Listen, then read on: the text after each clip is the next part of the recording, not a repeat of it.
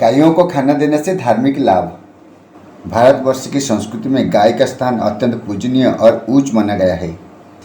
वैदिक काल से लेकर आधुनिक युग तक गाय को केवल एक पशु नहीं बल्कि माता का दर्जा प्राप्त है। गाय को भोजन कराने यानी उसकी सेवा करना केवल एक दयालु कर्म नहीं बल्कि धर्म का पालन भी है।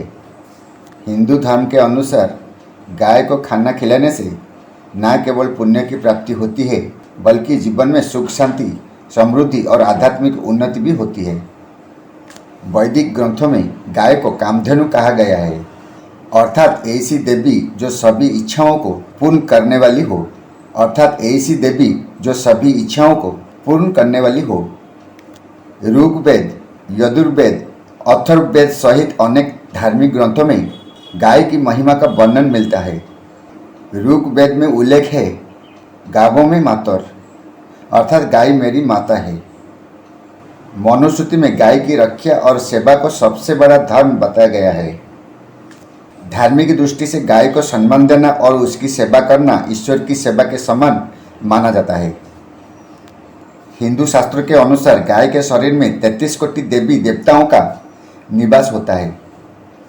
गाय को खाना खिलाना अत्यंत पुण्यदायी कर्म माना गया है, विशेषकर यदि आप श्रद्धा और भावना से गाय को भोजन कराते हैं तो वो कार्य तप के समान माना जाता है। गरुड़ पुराण के अनुसार जो व्यक्ति प्रतिदिन गाय को रोटी खिलाता है वो नरक के कष्ट से मुक्त होता है।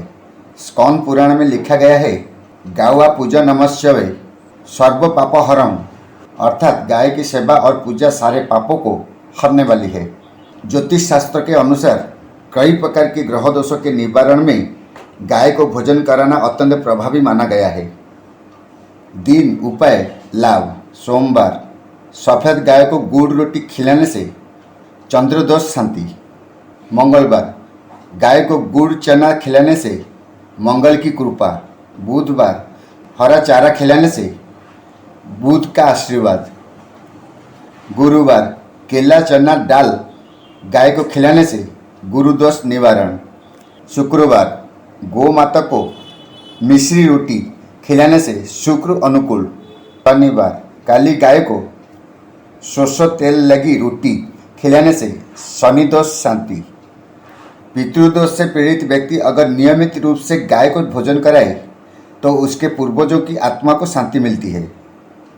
पितृपक्ष के दौरान विशेष रूप से गाय की सेवा और भोजन अर्पण करने से पितृगण प्रसन्न होते हैं और आशीर्वाद देते हैं। ब्राह्मणों को भोजन कराने के बाद गौ सेवा को सबसे बड़ा माध्यम माना गया है। गाय को खाना देना और इसकी सेवा करना सेवा और दान का संयोजन है। ये दया, करुणा, धर्म और भक्ति का प्रत्येक रूप है। ये कार्य निस्वार्थ भाव से किया जाता है और इसके पीछे किसी प्रकार की भौतिक इच्छा नहीं होती। इससे निष्काम कर्म माना जाता है जो गीता में सर्वोत्तम कर्म कहा गया है। गाय को प्रेम और श्रद्धा से रोटी या चारा खिलाने से मन को एक विशेष प्रकार की आत्मिक शांति प्राप्त होती है। ये भाव एक साधना जैसा है जिसमें व्यक्ति स्वयं को प्रकृति और परमात्मा से जोड़ता है। मन में करुणा, सेवा भाव और सकारात्मक ऊर्जा का संचार होता है।